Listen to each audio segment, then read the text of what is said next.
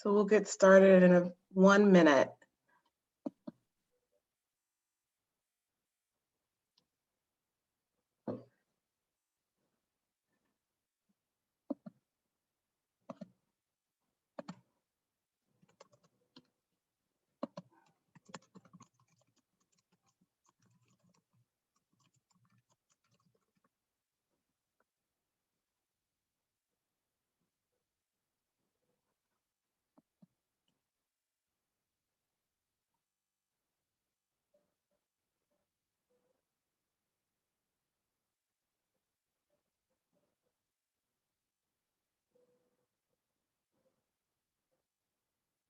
So I think we're going to go ahead and get started. Hopefully others will join us, but welcome to everyone who's here. I'm so happy to be in community with you all at this Leadership Summit and really glad that you've stopped by this session. The name of this session is I Love What I Do, Career Conversations. And my name is Lynn Murray. I'm the Associate Director of Engagement and Inclusion at the Clubhouse Network.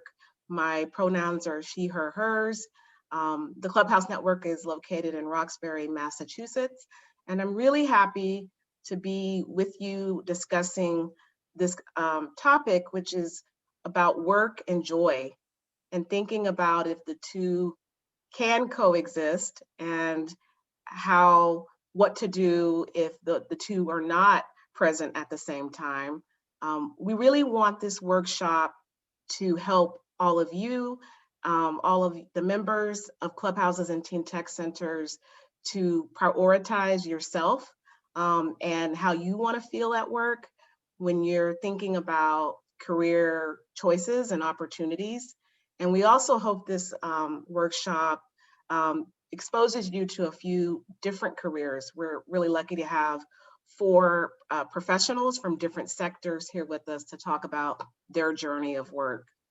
So before we get started, before we meet our panelists, I'd like to ask my co-facilitator and colleague, Tamara, to introduce herself and share a few tips with you about how to get the most out of today's workshop. Hello, everyone. Afternoon. Thank you for coming to one of the last sessions of the day. I know it's been kind of a long day, so thank you for participating in this Zoom hangout. I know you might be a little zoomed out after the year, but yeah, so we're really glad to have you. I'm Tamara. I use pronouns she, her, hers. I am the C2C or Clubhouse to Career / College Pathways Facilitator over at the Flagship Clubhouse in Boston, Massachusetts. We are so excited to have this panel right now. Like as you're all navigating your futures, thanks.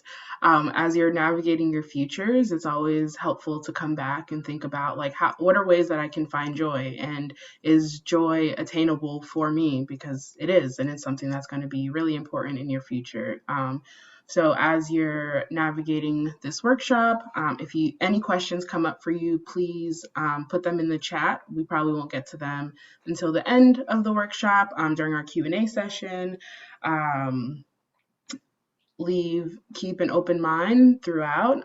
Take care of yourself however you need, and always find ways to connect it back to your own life. So even if someone's on a path that you might directly not be on, that's okay. You can always take away something that you might find helpful, even if it's distant in the future or right now in your life.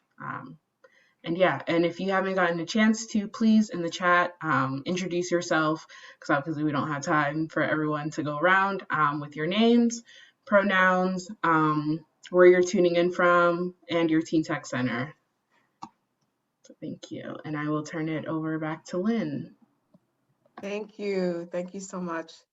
So now it's time to meet our panel, and if each of you would share your name and pronouns, the title that you use at work, where you work, it's a list, a little bit about your work, and then answer the question, what do you love about what you do?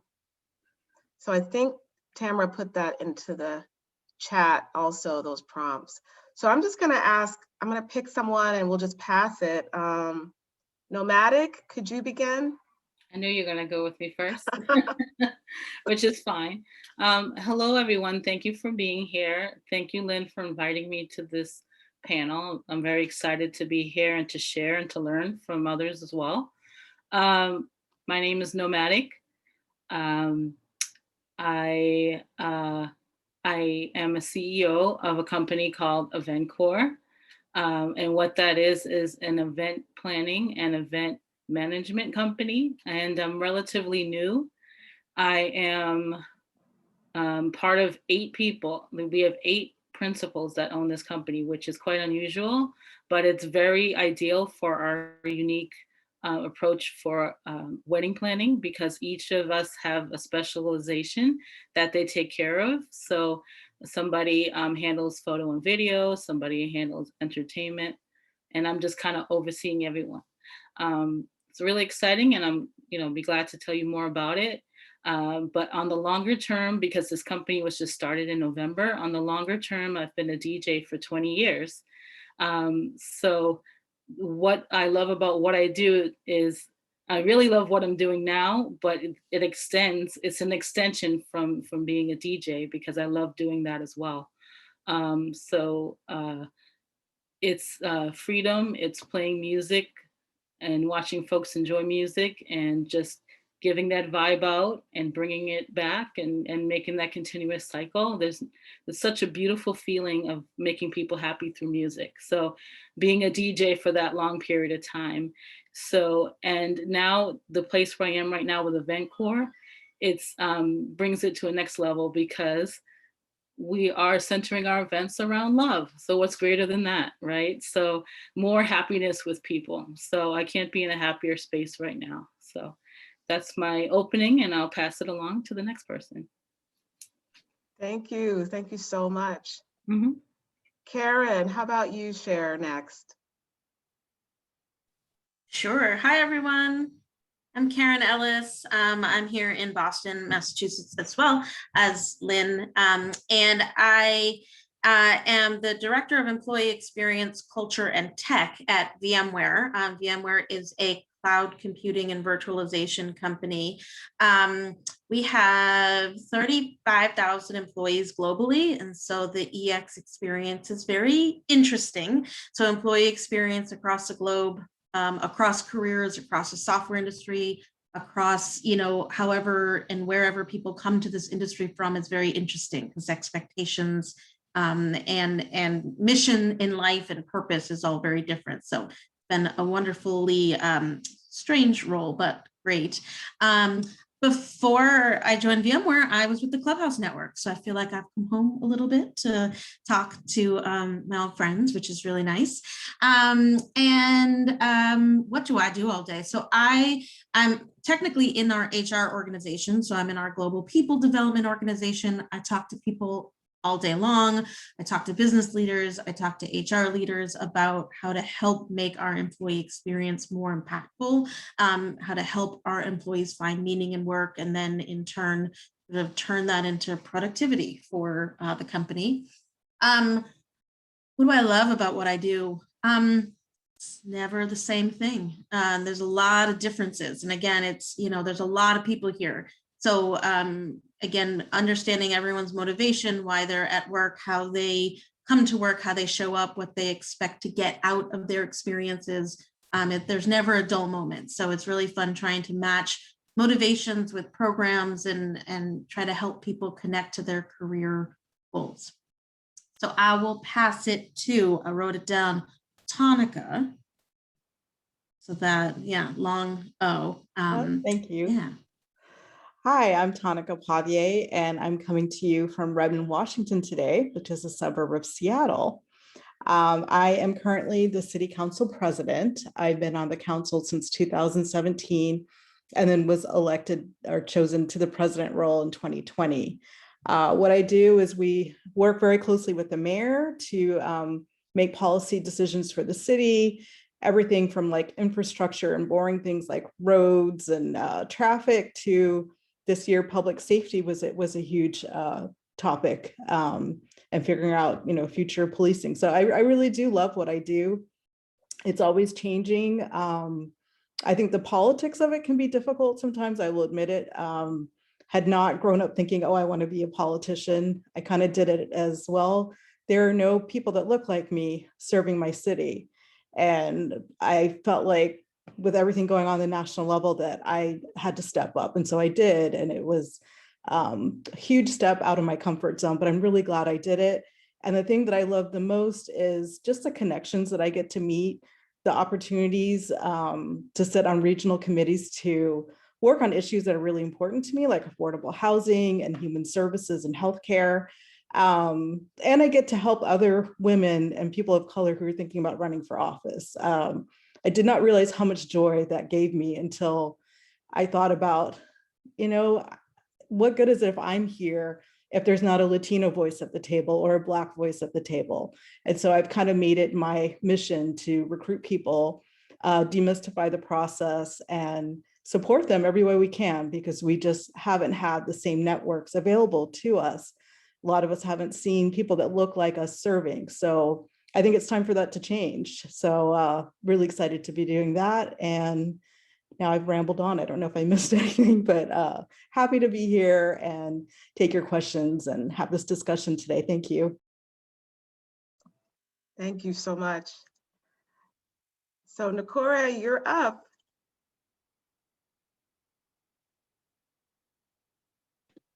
Hi, everyone. My name is Nakora Downey, and I'm coming from Boston. I am working as a registered nurse at Boston Children's Hospital. So I've been there for many years and worked in a variety of roles.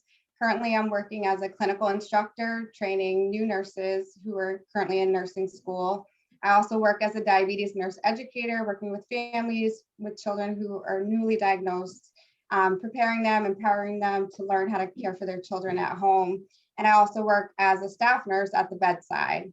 So I do a lot of different things. And what I love about nursing is the fact that I can do so many different things and work in a variety of settings. I'm always challenged. I love that I really feel like I make a difference in the lives of children in particular, but also their caregivers, connecting with people, both the people that I work with and the people that I serve. So I'm excited to be here and to share a little more of my experience with you guys. Thank you. Thank you so much, Nakora. Thanks to everyone for sharing your stories. I feel really inspired by hearing all of the differences, but also themes across the board. So really excited to have you all here. We're going to move to sort of another side of the sort of story of work, which is asking if you can reflect on moments in your career, in your present role or in a previous role, where you were not experiencing contentment or joy at work.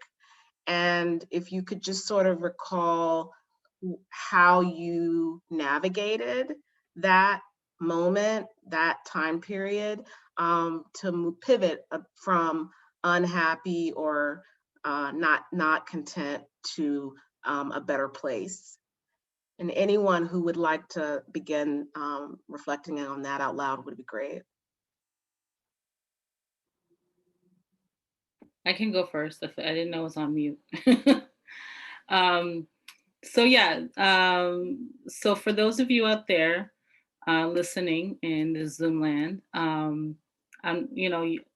my understanding is that you're young and you're either just starting your career path or you're thinking about what you want to do. It's when I was younger, I didn't know what I was going to do in my life. I tried to fit in with jobs that were just to have a job, just to make money, have a job, and get experience out there. I went out to the workforce before I went to school, so I had some experience working, and I didn't know which direction. I just, took which job. So I've had a lot of jobs, many jobs, and some of them I left willingly. Some of them I was fired. Some of them, it just wasn't a good fit. And you don't know at that time, because when it's happening, say if you get fired or laid off, you might not understand what's going on or why, and they might not never tell you. So sometimes it's hard for you to grow if you don't know, what you did wrong. Maybe you think you're doing everything right, but so I've had some experiences like that, and those are not good feeling experiences, and you might be afraid of what's next. I mean, that's the trouble, whether you're a teenager or an adult, at any age going through that. Some people go through that many times in their life, and some people might never go through that, or some people work at a place for 20 plus years and then something like that happens, which a lot of people during COVID had that experience, including myself. I was laid off with unsure where to go. I thought I was going to be at my job for a long time. I love my job. But so that circumstance just happened to me recently as a grown woman. But fear not, that led me to months later, this opportunity where a friend approached me, and we had a discussion about creating events many years ago, and the time just wasn't right. So when he presented it to me now, it was like everything was falling into place. So and here I am today, really excited about this new experience through Eventcore. And like I said, we just really formed this in November, so it's still all new. So I'm saying this to say, through my own experiences, and everyone's path is a little different, right? But I look back, and it's kind of a joke now to think how many jobs I might have been fired from, how many jobs I might have been laid off, or just wasn't a right fit. I know I'm a very different and unique personality, and I am confident in myself that I have a lot of skills and abilities, and they might just not fit into whatever job that you take. But every job that you've had, and I say this from experience, I can look back and say, it gives me experiences and opportunities to learn things. And sometimes you can look at it like a reason, season, lifetime, right? You don't have to be in a job for a lifetime, but maybe there's a reason why you're at whatever job you're at the time you're at, because it might help you learn the skills to get to the next job that you really want. So I'll leave it there. Thank you. Who do you want to pass that to? I'm gonna make sure I practice her name. Tonica? Did I say Yes, you correct? got it. Thank Okay, you. I got it. We're Thank all you. just obsessed with your name now. Like we all just want to You're say funny. it. Yeah. It's a beautiful name. Yeah. Oh, you guys are so sweet. And Nomadic, I loved what you said. And Thank you. I feel like that's been my truth as well. I'm a recovering attorney. I always tell people that I went to law school and I had this vision of what I was going to do and the path I was going to take. And it just didn't turn out that way. It didn't turn out to be something that my heart was into. And I remember having various jobs where I remember one in particular, it was a technology company, and they needed a legal intern, and I was there, and they told me, hey, we found out that there's this Microsoft case, and they were able to not give their employees health insurance because they were technically contractors. Can you help us craft something like that? And I was just dumbfounded. I didn't have health insurance at the time, and ethically I just felt like I couldn't do the assignment, and I had never encountered anything like that before. And so I just hemmed and hawed, and I procrastinated. And I think at the end, I turned in something very subpar. And I remember at the end of my evaluation, they were like, we don't think you're cut out for corporate law. And I was like, you know what, sir, I'm going to take that as a compliment, because my heart was not in this work. I don't have health insurance. It's unethical to me that you are making all this money and you want to figure out how to not insure people. And I just left it like that. And at the time, I didn't realize how brave that was. But looking back, I was like, you know what? I am not going to compromise who I am. And I found that carried with me through my career. When I finally got my dream job, it was the Seattle Office for Civil Rights. And I had my own caseload, and I was helping people with housing and employment discrimination. And then I got pregnant, and I just realized that, okay, how am I going to make this work? And we had a manager who just wasn't very understanding. And then I realized, hey, I'm going to have to take a pause here. I can't figure out how to make this work. I don't want to commute. I don't want to deal with childcare. And years later, that segued into volunteering for some commissions for the city of Redmond, and then them asking me to run for office, and here I am. So you never know where your path is going to lead to, and be true to yourself. Even if other people are like, what are you doing? You're a lawyer. No, maybe I'm not, or maybe I'm supposed to use it in a different way. Or maybe I just need to take a break. I'm a big believer in taking pauses if that helps you figure out where you need to be. So yeah, and enjoy the journey is what I would advise. And I will pass it on to Nakora next. Okay, so I thought a lot about this question, and I guess I'll start with saying it is definitely a journey. So I actually have a background in psychology. So as an undergrad, I went to school and my major was psychology. And initially I thought I wanted to take care of people, psychosocial aspect of care, counseling, and kind of continue my education in that direction. With a degree in psychology, it's a foundation degree. And so I started off in research. So I knew I wanted to go back to school, and kind of research is where you can start. So you develop certain skills, you work with a team. And so that particular job provided a lot of foundational skills, but it wasn't directly working with patients or people. It was healthcare. So it was healthcare related. We created a survey that we distributed to hospitals that they assimilated to their patients. And then we got back the information and created a binder so that we could create a report that we would also send out to let people know how the hospitals were performing. So it was good work. It was connected to healthcare, but it wasn't direct access to patients. And so I felt at some point, really 2 years in, that it wasn't as fulfilling. And so it wasn't that the job was bad. I mean, it was meaningful work, but it wasn't meaningful to me. And so I started to think about what was going to be my next step and where did I want my career to go. And so I started to think about education, and that actually prompted me to go back to school. And then I ended up where I am, which is a more colorful journey. But basically, where you begin, you get good experience, you take what you can, and it will open up other opportunities. And you'll start to think about where you want to go next. And so you start somewhere, you get what you can from it, and then you use those skills to apply to your next stage in your journey. So now I'll pass it off to Karen. Thanks. I think I'll just maybe add to what folks have talked about.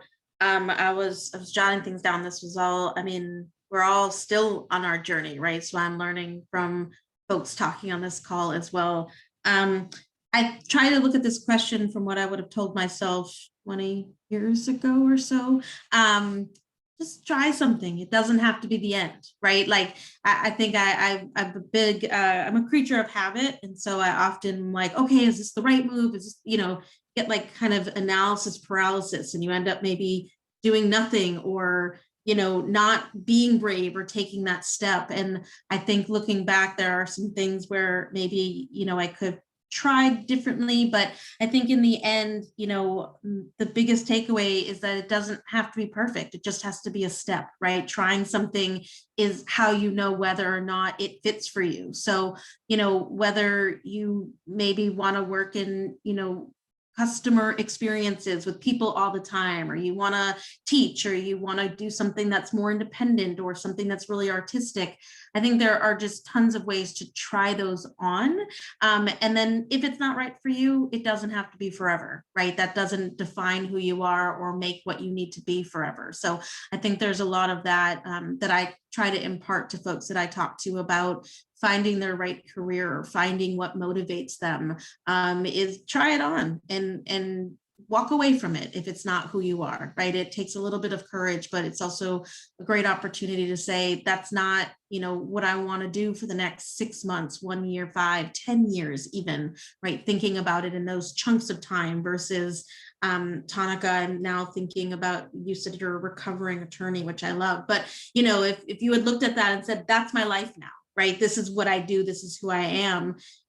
That's not always, that's not the answer for a lot of people, right? It start one place and you just keep going, which is always fun, collecting experiences and evolving.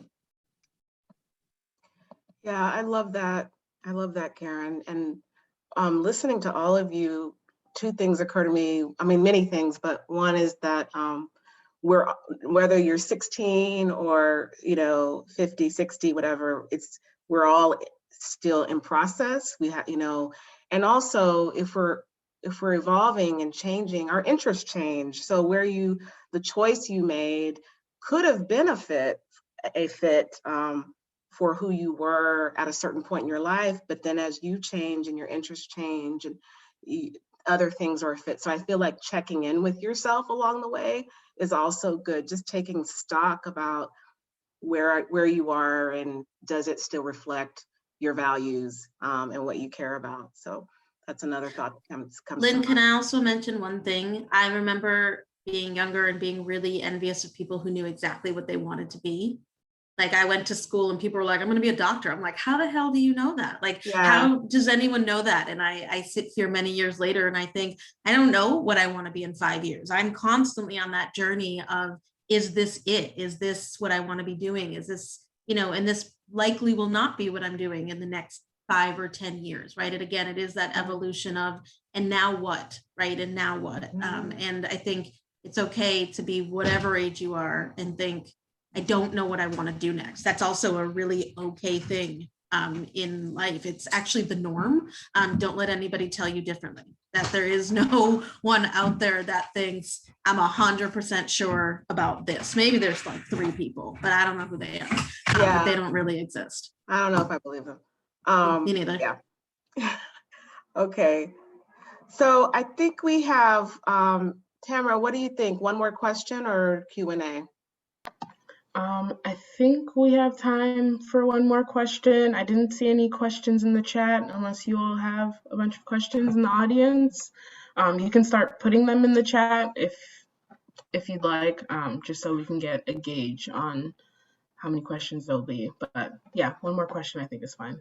Okay, great. So one question that I wanted to ask too, because just of the composition of the panel, can you all reflect on challenges in your career journey that may have occurred due to gender or race or both or other identity factors? We just want to think about that a little bit. As an organization, the Clubhouse Network is focused on equity and inclusion, and we're talking with our young people about that. And so I wondered if you could share, have you experienced any challenges, and maybe talk about how you addressed those and navigated those? Lynn, I can start if that's okay. So I've actually experienced challenges throughout my career. So as a brand new nurse, I work in an institution where the majority of the people who work in the role that I work in, they do not look like me. And the leaders who are leading us and directing us don't look like me either.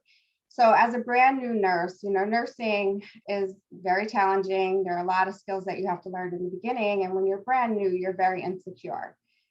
So in that phase, I really felt like I needed support, someone who would encourage me as I was learning to develop these new skills and learning to perform them in front of people, the patients, the caregivers, and to develop the confidence and my strength and my ability to actually perform the work.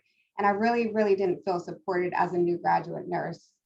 Despite that, I was able to continue on, and I am here today thriving and giving back to the next generation. But I definitely feel that, my peers, my colleagues who looked like me in those beginning stages, I felt that some of them who may have struggled the way that I did had a little extra support in the beginning that I would have appreciated. And I honestly feel like race played a role in it.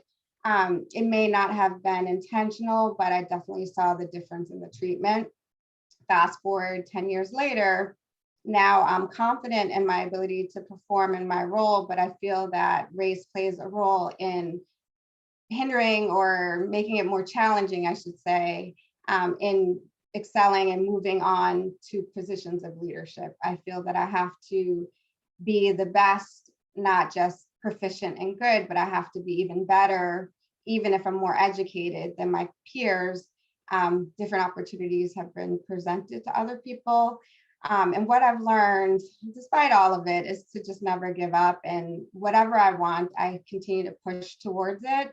And despite the barriers or the challenges, if I speak up for myself and advocate for myself and actually have those hard, difficult conversations with the people who have power over me or in positions of leadership, that I can still succeed and achieve my goals. So that's been my experience. Yes. Yes, you can. Thank you. Anybody else experience gender or race challenges? I would just say that, again, it's from sort of coming into the corporate world and other things.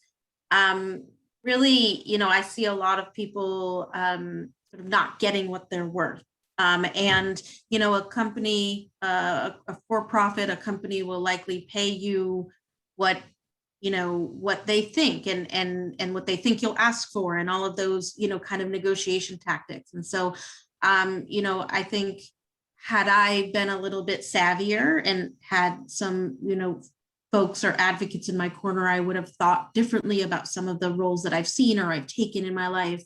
But I think that it's just sort of knowing and understanding your worth, your power, your value, what you bring to a role. If a company wants you, if a job is interested in you, they're interested in you.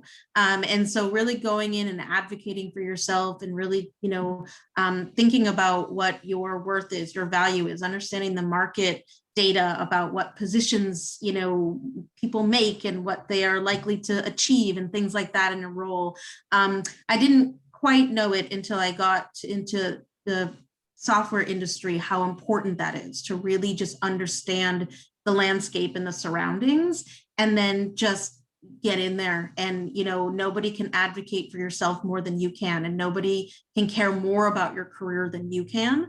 And so really understanding that is essential, I think, in sort of some parting advice, I think, in this space. That's great. Good advice. Okay, I can go next. So I guess I'll go back to when I started as a DJ. When I started DJing, I was on college radio with my college. I'm here in Boston as well. I don't think I said that in the beginning introductions. So I started on college radio. And I started DJing out in clubs and events. I taught myself how to DJ because it could be a very lonely world being a female DJ. There's not many of us out there. So there's always that. So when I started, it was 20 years ago. And let's fast forward to last weekend, I DJ'd, and I have my boyfriend and friend sitting next to me. And I have a t-shirt on saying DJ on the t-shirt, and they're looking at them, like they're talking to them about DJing, totally overlooked me. And it was a roller skating party, actually. So totally overlooked me. And not until I started playing music did they realize I was a DJ, and they're like, oh, So from 20 years ago until, very recent, I still experience the not recognized, that people tell me I don't look like a DJ. So there's not too many female DJs that have been doing this for a long time, and some of them nationally known, I know personally. I mean, it's a very small community. You have to be confident because it's very male dominated. And a lot of aggressive types. So it's like they always kind of want to either show you or push you out the way or assume you don't know what you're doing. And even if you don't know what you're doing, you can still learn while you're doing it, and you just be confident and keep going. So I had to do that very early on until I kind of figured things out on my own, because it's also could be very lonely because they're not willing to teach you. You got to either have somebody that is willing to teach you or just learn on your own. And this is before like YouTube teach you everything time. So it was a little lonelier back then. And also,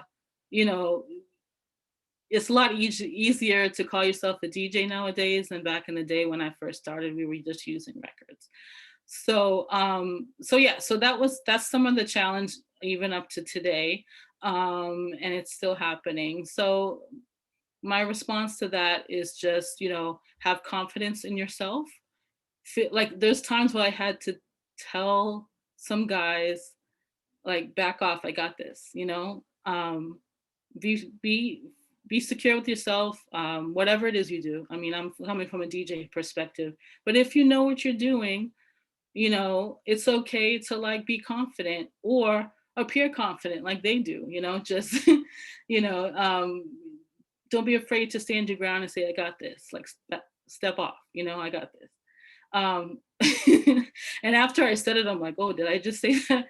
But no, it's okay because, you know, and then I really didn't get it. I didn't really have it, but I figured it out. You know what I'm saying? Because I just knew at that time I had to be like, you know, I had to be confident in myself.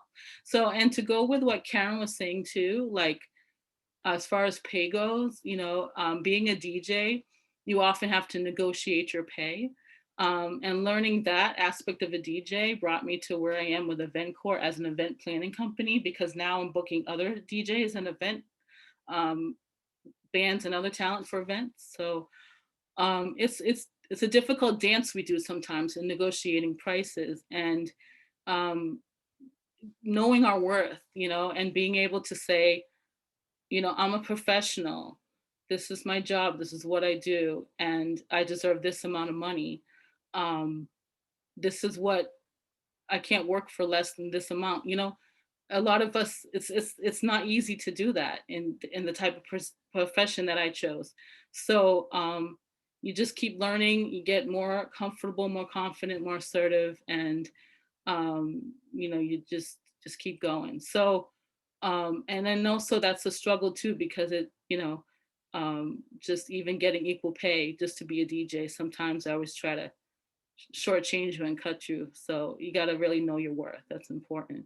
But yeah, just to wrap it up, just once again, just to reinforce, like, still to this day, you know, people look at my face and they don't see a DJ, even though I've been doing it 20 years. So, you know, that's some of the challenges that I face. So it's not so much well, it's not so much a color thing, even though myself I'm biracial. It's a woman thing when it comes to that music world, not taken seriously. I can go next. Okay. I would say there's a lot of parallels with the political world, with the DJing world, has been traditionally white male. And when I first ran, there was only one woman council member and there were no people of color. There had never been a person of color. And so when I went out there and put myself out there and told people I was running, there were times where I would knock on a door and they would be like, they would be confused, like, who are you campaigning for? I'm like, for myself, like, I'm the candidate, you know, this 5'2" brown woman at their door. And then I had a lot of people kind of underestimating me. Like, we have a local blogger who basically came up to me and was like, oh, people will probably vote for you because you're a woman of color. And I was offended. I was like, but you don't even know who I am. You don't know my qualifications. And then about 6 months later, he apologized and was like, oh, I didn't realize you were also an attorney and that you've worked for 3 different city governments. And, you know, I'm glad that you got elected. So just dealing with all those stereotypes of what someone in that field is supposed to look like and breaking barriers and paving change. It's stressful, and it's not something that I ever thought that I would be doing, but I realize the importance of it now. We now have a majority female council. We have 7 women, and we have 2 people of color, and I'm working on getting some more. And I think it's just, you know, change sometimes can be slow. You can be the only one. And even if you feel totally defeated and unconfident, know that you're writing a playbook for somebody else. And I feel like I have all this niche information now that I can share with people and make their path easier and figure out how they can fundraise and how they can meet the right people, because we just haven't had these networks set up for us where father would pass it on to his son or his business partners, and they would talk it over, around a golf or something.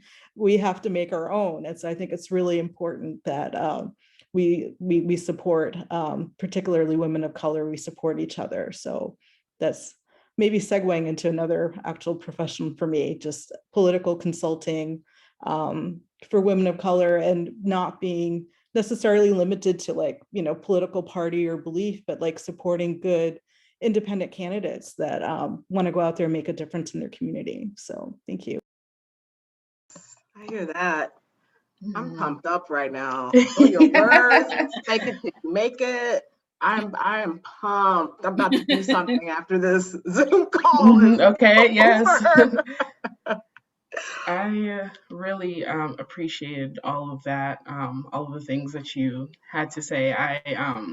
As someone who's also still navigating their life and their future, it's so nice to hear from other folks who have been on all of these amazing journeys. So thank you so much.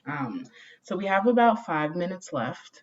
So I don't know if any of the participants had any questions for the panelists.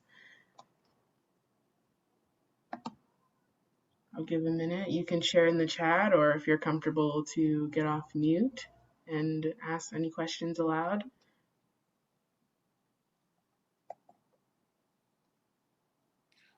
We hope that we've inspired you in some way. And there could be it could be a scary world out there, but we're living proof that, there's no direct line, and everyone's path's different. And what everybody sees as loving what we do may be a little different, but the point is that you love it.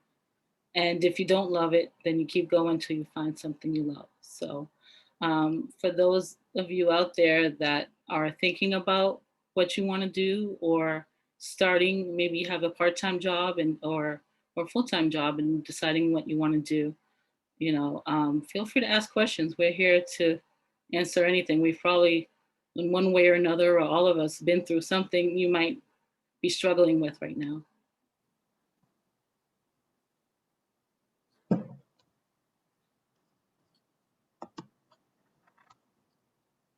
Absolutely. I'm not seeing any questions, but I think We got some shy folks out there. Yeah, that's okay.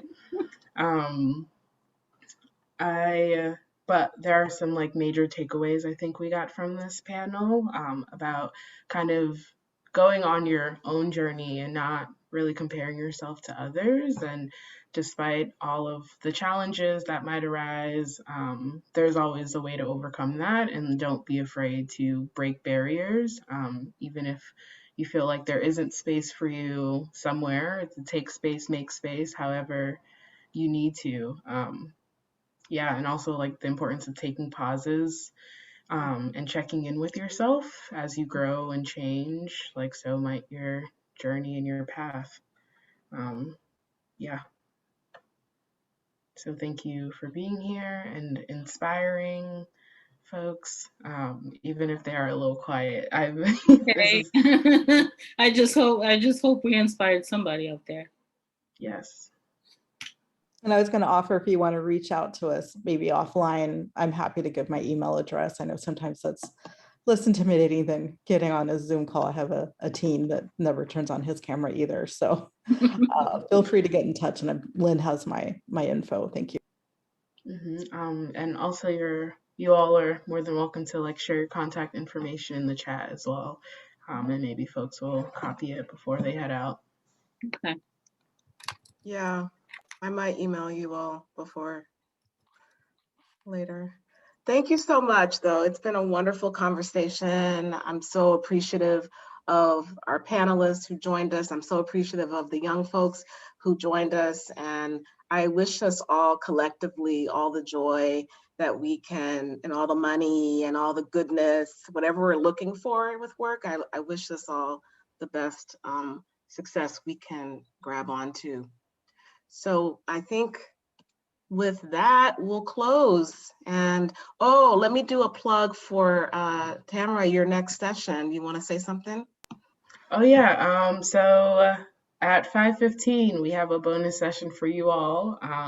It's going to be a virtual venue, so you're going to get a chance to like interact with one another. I know you all have been on Zoom mostly, but you'll get a chance to chat with some of your peers and folks who attend other Clubhouse, find out about like their projects and things. And there's going to be some like music playing, so it's going to be like good and chill vibes, and we set it up to be as close to like real life interaction as possible. So check that out. It's gonna start on Zoom, but it's gonna transition into like a virtual space. Elevator music. It's not, it's better than that. Tamara did it, so it's gonna It's be cooler. like there's some like lo-fi, and then there's Lo-fi some beat. like, Is that what you call yeah. them? Lo-fi beat? I don't know. Yeah. I We want need Nomadic to be the DJ. I know, right? Shout out to Stephanie, who said, thank you guys so much. You all were so amazing. Oh, yeah. Thank you, Stephanie. Thank you, Stephanie. Stephanie from San Appreciate Marcos. that. Thank you. They Thank are you so amazing. much. Okay, everybody. See you later. Bye. Bye-bye. Bye, thank you. Bye. Bye. Bye.